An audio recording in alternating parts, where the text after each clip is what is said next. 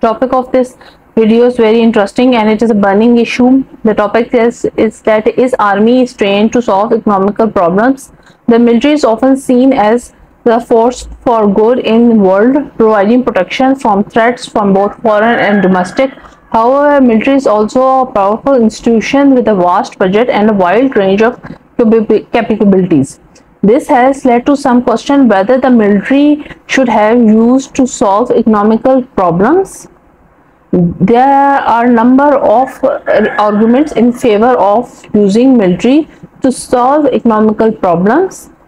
First, the military has a wealth of resource that could be used to address economical challenges.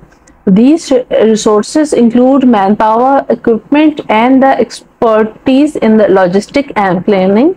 Secondly, the military has a history of success in solving complex problems. For example, the military can play a major role in the rebuilding of the Europe after World War II. Third, the military is often seen as more sufficient and effective organization than the government agencies. However, there are also a number of arguments which are against the use of military to solve economical problems. First, the military is not trained to solve economical problems. Military personnel are trained to fight wars, not to manage economics. Secondly, the military is a very expensive institution. Using the military to solve economical problems would divert the resources away from other important priorities. Third, the military could become too powerful if it would be given responsibility of solving economical problems. This could lead to a militarization of a society and loss civilian control over the government. Ultimately, the decisions of whether the military should solve economical problems or not is very complex one. There are both pros and cons considered to it, but however, it is important to remember that the military is a powerful institution and it should be used within the caution. The military can play a very important role in the economical development by providing security, infrastructure, and training.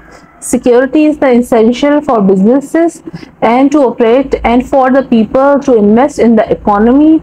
Infrastructure such as roads, bridges, or ports is necessary for the movements of the good and people can travel easily. Training can help to improve skills of the workforce and make it more productive. In some cases, the military can also provide direct assistance to the businesses. For example, the military can help to build factories, provide transportations, and train workers.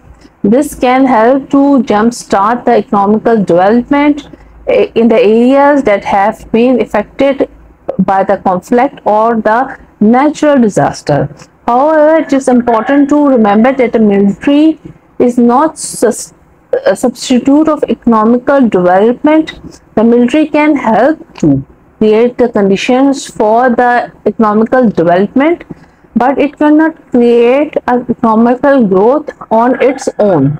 Economical growth requires a healthy private sector, a sound financial system, and a stable political environment.